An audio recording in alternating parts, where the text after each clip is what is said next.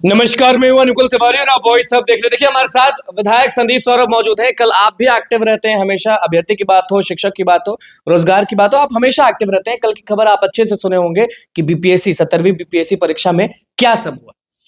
देखिए, हड़बड़ी का काम में गड़बड़ी होता है और बीपीएससी एकदम शुरुआत से जैसे इस 17वीं का परीक्षा आयोजित करवा रही है, वो एकदम हड़बड़ी में परीक्षा का डेट निकाला, फॉर्म निकाला, अंत में इनका साइट खराब हो गया।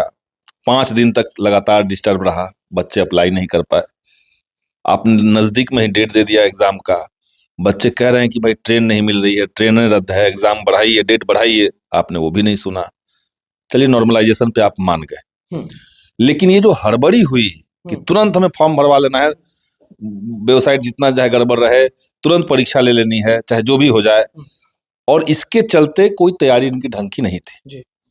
कल जो परीक्षा केंद्र, एक ही परीक्षा केंद्र पे हुआ, तो हम सीधे सीधे इसको पेपर लीक तो नहीं कहेंगे, लेकिन इतनी भारी अव्यवस्था ये कैसे पैदा हुई, ये तो सोचने वाली बात है। और जिस तरह के आरोप आ रहे हैं, देखिए, ये बीपीएससी इस तरह की परीक्षा है कि अगर एक सेंटर भी डिस्टर्ब हो गया तो उससे पूरे सेंटर्स पे उसका इफेक्ट होगा। स्टूडेंट्स सोचेंगे ना कि ऐसा क्या हो गया। हाँ, एक सेंटर पे अगर गड़बड़ी हो गई तो बाकी सारे सेंटर्स पे जो छात्र हैं वो भी हताहत हो जाएंगे, नुकसान उनको भी लगेगा कि हमारे साथ कुछ गड़बड़ हो रहा है। और कुछ बच्चे जो बता रहे थे आपको कि तो बहुत हाँ, मुझे काफी फोन कॉल आए, लोग कह रहे थे कि एक कमरे को अंदर से बंद कर दिया गया जी। और उसमें परीक्षा करवाई जा रही थी, और उनका कहना है कि अंदर सबको लिखवाया जा रहा था। तो अगर ये आलम बिहार का है, तो हम कहेंगे कि बिहार के माननीय मुख्यमंत्री नीतीश कुमार जी और उनके साथ जो राजकाज चलाने वाली पार्टी है भाजपा, ये पूरी तरीके से छात्रों के प्रति असंवेदनशील हो गई है। इनको छात्रों से कोई मतलब नहीं है, रोजगार से कोई मतलब नहीं है, फेयर तरीके से बहालियां हो, इससे कोई मतलब ही नहीं बचा है।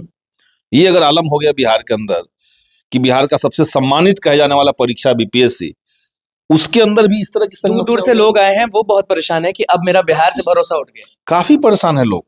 और आप देखिए कैसे इस ठंड के समय में लोग, ट्रेन रद्द हो रही है, ट्रेनें लेट हो रही है, उसमें लोग पहले से आए हैं। डीएम ने थप्पड़ मार दिया, उसको किस तरह से देखते हैं? बहुत ही खराब है वो। डीएम को इस तरह का, किसी भी डीएम को, किसी भी अधिकारी को ये पावर नहीं है कि वो किसी के ऊपर थप्पड़ चलाए। मैंने देखा वो वीडियो, और वो अच्छा नहीं है। इस तरह का चीजें नहीं होनी चाहिए।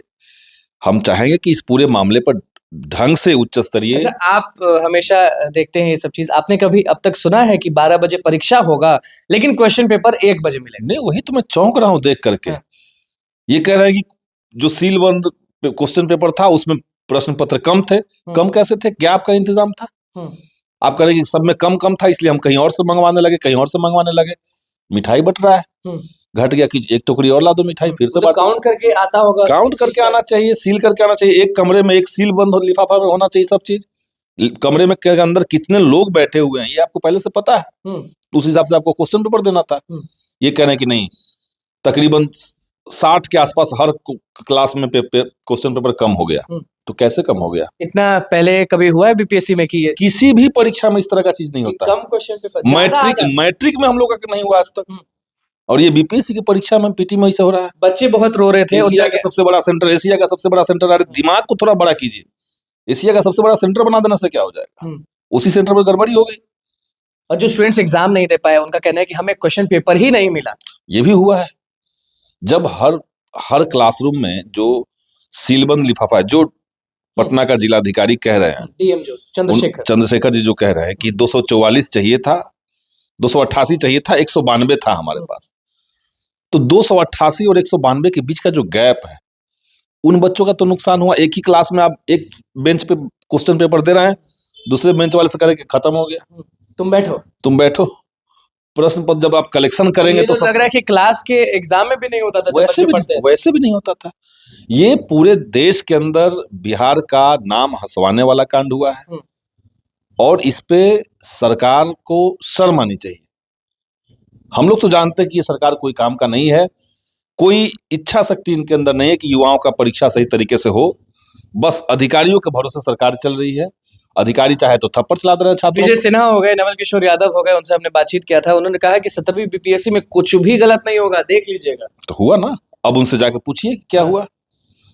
जब सब कोई मांग कर रहा था कि भाई थोड़ा एग्जाम का डेट बढ़ा दो, परीक्षा का फॉर्म अप्लाई करने का समय दे दो 5 दिन और, कोई नहीं सुना। लेकिन ये सरकार को देखिए कि इनको किसी तरह की मांग से कोई फर्क नहीं पड़ रहा। अब कल से लोग कहना शुरू कर दिए कि उपद्रवी छात्र थे। प्रेस कॉन्फ्रेंस आपने भी देखा होगा, हमने देखा। आप कोई भी छात्र जो सही बात सही सबूत के साथ आ रहा है, ये कैसे हो गया कि प्रश्न पत्र के साथ ओएमआर सीट को लेकर के सीलबंद लिफाफे को लेकर के लोग बाहर आ गए। ये कैसे किसी सेंटर पे हो जाता है? ओएमआर शीट कभी कोई क्लास से बाहर नहीं जा पाता है। ओएमआर सीट कैसे बाहर चला गया आपका? वो लेकर के लोग बीपीएससी पहुंच गए हैं और तब आप कह रहे हैं कि उपद्रवी छात्र है। आपका पूरा सिस्टम बिहार के अंदर इतना ज्यादा सेटिंग है, इतना ज्यादा धांधली है, ऊपर से लेके नीचे तक इतना ज्यादा लूट है पैसे का। उस सेंटर पर कुछ फिक्सिंग हुआ है, उस सेंटर पर कुछ हुआ है, पैसा लेना लेन देन हुआ या क्या क्या हुआ है उस सेंटर पर? देखिए, उस सेंटर की खाली बात हम नहीं कर रहे हैं। उस सेंटर पे जो हुआ वो सब अराजकता हुआ है, उसमें धांधली भी हो सकता है कि उस सेंटर की बात सामने आई है इसलिए हम लोग बात कर रहे हैं, बाकी सेंटर की बात सामने एकदम धांधली उसमें हो सकता है। जिस कमरे में लोग कह रहे हैं कि एक कमरा ऐसा था जिसमें बंद करके अंदर से लोग लिख रहे थे, हो सकता है कि उसको आपने मैनेज कर लिया हो और रिजल्ट आएगा तो आप देखिए कभी कभी होता है कि एक ही साथ सबका रिजल्ट आ जाता है। तो ये जो भी है इसका ढंग से जांच हो। कह रहे कि सीसीटीवी है हमारे पास, हम छोड़ेंगे नहीं जांच कीजिए उन लोगों को जो लोग हंगामा किए। आप ढंग से जांच तो कर लीजिए और जहां आपकी कमी हुई आप अपने आप को कैसे छोड़िएगा, क्या कीजिएगा? तो बीपीएससी के चेयरमैन क्या इस्तीफा देंगे?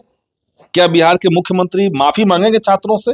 नीतीश कुमार को आप कह रहे हैं माफी मांगने के लिए? पूरे बिहार के अंदर जितने नौजवान इस परीक्षा में बैठ रहे हैं सब लोग डिमोरलाइज हुए हैं।